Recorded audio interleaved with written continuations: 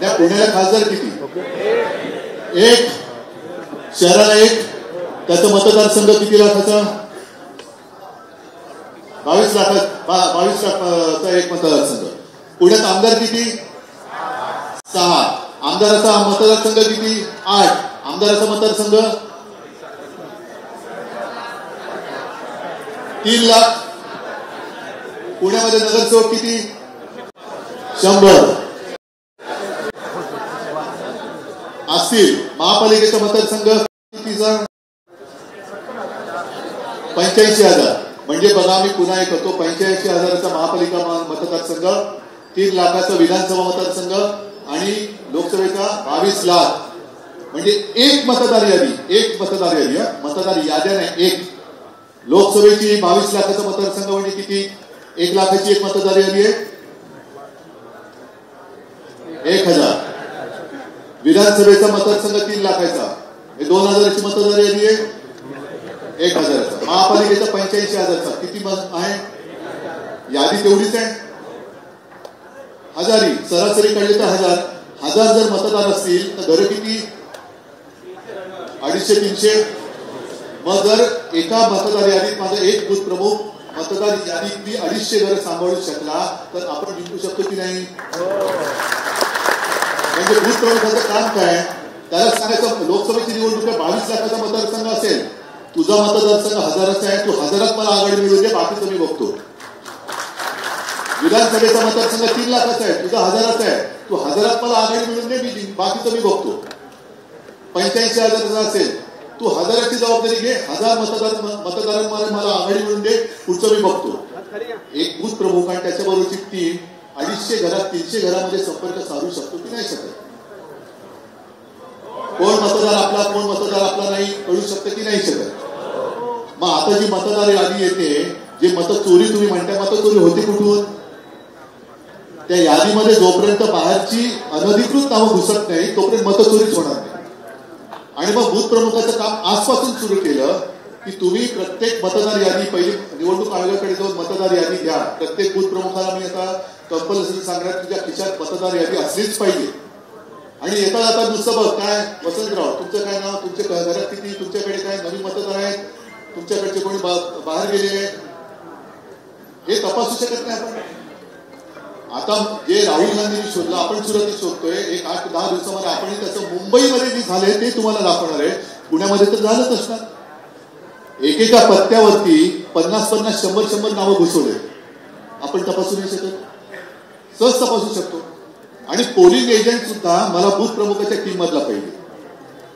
याचं कारण असं की जर पोलिंग एजंट त्या बूथ प्रमुखाच्या यादीतला असेल टीम मधला, तर तो त्या मतदार यादीतल्या मतदारांना नावानिशी चेहऱ्यानिशी ओळखणारा असला पाहिजे. म्हणजे त्याला कळलं पाहिजे मत द्यायला उद्धव ठाकरे कोणतरी सांगितलं पाहिजे की तू नव्हे, तू नव्हेच, तो मी नव्हेच म्हणतात तसं त्यांनी सांगितलं, तू नव्हेच, इकडे वेगळा आहे माणूस, हा बोगस आहे, याला पकडा. हे झालं तर मतचोरी होईल कशी? आणि ते जर आपण करू शकलो तर आणि तरच यांना आपण गाडू शकतो. नुसत्या घोषणा देऊन गाडता येणार नाही. ते चोरी करून बसलेले आहेत. आता ती चोरी उघडकीस आणायची. कारण लोकसभेमध्ये आपण जिंकलो आणि विधानसभेत एवढा पराभव होऊ शकतो, ही अशक्य गोष्ट आहे. पण लोकसभे ते विधानसभेच्या दरम्यान त्या आपण परकला प्रभाकर बोलले की 45 लाख म्हणजे एका राज्याची, जवळपास छोट्या राज्याची लोकसंख्या आपल्या महाराष्ट्रात त्यांनी घुसवलेली आहे. गेले कुठे 45 लाख?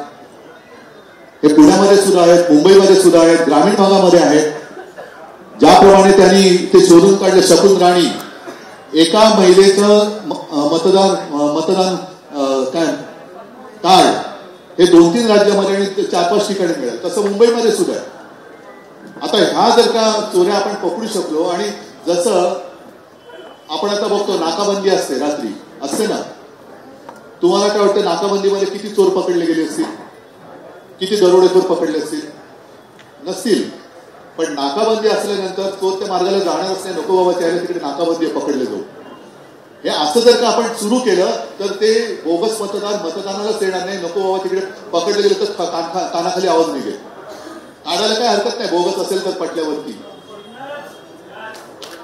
या गोष्टी तुम्ही करणार आहात तर आपण जिंकू शकतो. आणि मी पुढच्या वेळेला पुन्हा येईन नाही म्हणणार, परत येईल, पण मला बूथ प्रमुखांची यादी पाहिजे. देणार? मग कधी उद्या येऊ परत?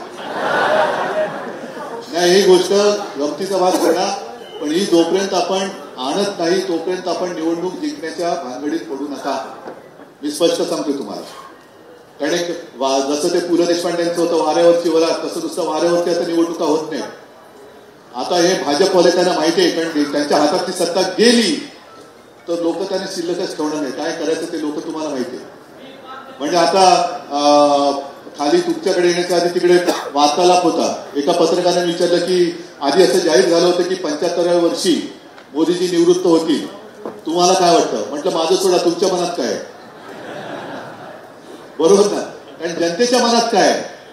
तर या सगळ्या गोष्टी आपण करायच्या असतील आणि साधायच्या असतील तर पहिली गोष्ट यांनी जी काही भोकं पाडले ते ती बुजवा.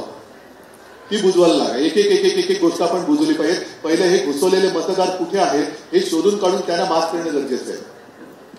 आणि हे जर का एकदा काम सुरू केलं की मग बघा कशी जिंकत नाही आपण. एकदा तुम्ही मला बूथ प्रमुखाची किंवा गटप्रमुखाची यंत्रणा बांधून द्या, किमान पुढची 25 वर्ष आपली सत्ता कोणी घालवू शकणार. फक्त पाहिजे घरातला मतदार आपला आहे की नाही, त्याच्या मनात आपल्याबद्दल काय प्रश्न असेल येऊ द्यात माझ्याकडे. मग जाहीर सभेमध्ये जसं परवा दसऱ्याचा मेळावा झाला, तुमच्यापैकी सुद्धा सगळेजण आले होते, भिजत होतात. आता हे एवढं प्रेम असताना सुद्धा शिवसेना हरू कशी शकते? बाकीच्या ना भाषणात लोक उठून जाऊ नये, जातात म्हणून हॉलचे दरवाजे बंद करायला लागले. मी तर मैदानात घेतलं आणि ते सुद्धा पाऊस पडतोय, तळं झाले शिवाजी पार्क मध्ये, तरी लोक तुम्ही हटायला तयार नाही. म्हणजे मला तर एक क्षण असा आला की तुम्ही सगळे दिसताना मला बघवत नव्हतं. मी म्हटलं आता मी थांबतो, तुम्ही सांगता बोला. अरे मला सुचेच ना पुढे काय बोलायचं. असं एवढं प्रेम मिळून सुद्धा आपण हरू कशी शकतो? तर ही तांत्रिक बाब. ईव्हीएम हा एक झाला भाग, पण मतचोरी हा दुसरा मुद्दा आहे. मतचोरी आपण थांबवू शकतो जर तुम्ही बूथ प्रमुख एका मतदार यादीला बूथ प्रमुखांनी त्याची टीम आतापासून कामाला लावली, मतदार यादी नावानिशी चेहऱ्यानिशी तपासायला लागलो तर मला नाही वाटत भाजपा निवडणूक लढायची सुद्धा हिंमत नाही करणार. बाकी ठीक आहे. आता संजय राऊत जे बोलले की आपण दुसरं गोष्ट काय असतं, अरे काय पैसा आहेच, त्यांच्याकडे भरपूर पैसा आहे, पण तरी देखील आपले 9 खासदार आणि 20 आमदार निवडून आले ते काय अब्जाधीश थोडीच आहे.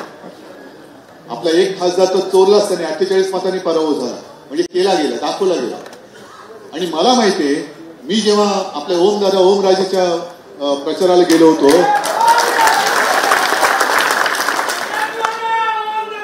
का हो तुम्हाला ओमदादांनी पैसे दिलेत, मग का टाळी वाजवत आहे? बरोबर आहे. कळला माझा मुद्दा कळला. आता ओमराजेचा इथे संबंध काय, पण ओमराजे बोलले की टाळ्या मारतोय माणूस, घोषणा देतात, ही जवळी. आणि त्याच्या प्रचार सभेतली भाषण संपल्यानंतर एक साधा शेतकरी व्यासपीठावरती आला आणि हातात एक त्याचे एक काय त्याला म्हणायचं, बटवा म्हणणं सुद्धा घाटचं चोईल एक छोटं पुरचुंडी होती. मला म्हणाले साहेब ओमदादाला पैसे द्यायचे. अरे मला म्हणजे असं मी अंग असं हे झालं, मला घरीवरून पण आलो, शहरातून पण गेलो. अरे हा बिचारा खात काय असेल, त्याचं घर कसं चाललं असेल, पण ओमदादाला पैसे द्यायला तो आला. किती असतील हो पैसे? 1000 कोटी, 100 कोटी, 1 कोटी तरी, पण त्याच्यात 1 रुपया जरी असेल तरी तो यांच्या 1000 कोटी बरोबरचा होता. 1 रुपया, शेतकऱ्याचा 1 रुपया सुद्धा या सत्ताधाऱ्यांच्या 1000 कोटीला पराभूत करू शकेल एवढी ताकद त्याच्या 1 रुपयामध्ये शेतकऱ्याच्या. हे जे काय आपलं नातं आहे की सत्ता नसेल पण माझी शिवसेना आहे, कुठे या सत्ताधाऱ्यांनी काय नाही केलं तर शिवसेना मला न्याय मिळवून देईल, हा विश्वास आपण निर्माण केला पाहिजे. आणि त्याच्यासाठी शाखा रोजच्या उघडल्या गेल्या पाहिजे. मी मुंबईमध्ये केलेल्या, पुण्यामध्ये सुद्धा कदाचित करेन. मुंबईमध्ये सुद्धा बऱ्याच वेळेला मी न सांगता शाखा भेटी केलेल्या आहेत. न सांगता, कोणाला न कळवता जायचं, किती वाजता येतो किती वाजता येतो, मग मस्तवरती कोण गटप्रमुख येतात, काय करतात, हे सुद्धा मी बघितलेलं आहे.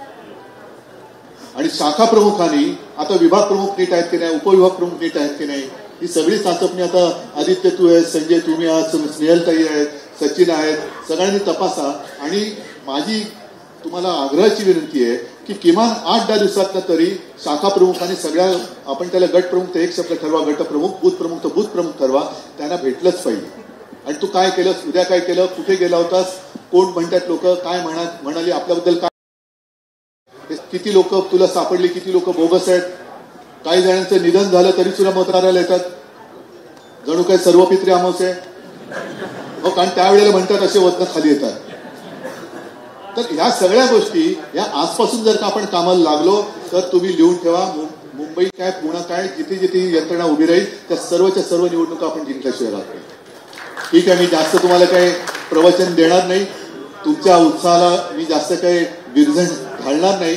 उत्साह पाहिजेच, कारण मी अनेकदा सांगितले, लढाई जिंकण्यासाठी तलवारीची गरज असते, तलवार पेलण्यासाठी मनगटाची गरज असते, पण मनगट असलं तरी तलवार फिरवण्यासाठी मन मजबूत लागतं. त्या मनाची पहिली तयारी करा, मग विजय सहज शक्य होईल. सगळ्यांना धन्यवाद देतो. जय हिंद, जय महाराष्ट्र. सगळ्यांनी जागेवर बसा. एक तुमचा उत्साह वाढवणारा कार्यक्रम या ठिकाणी आहे. भारतीय जनता पार्टीतले उपसरपंच, बँकेचे चेअरमन या ठिकाणी आपल्याकडे प्रवेश करतायत. मावळ मतदारसंघामध्ये भारतीय जनता पार्टीचे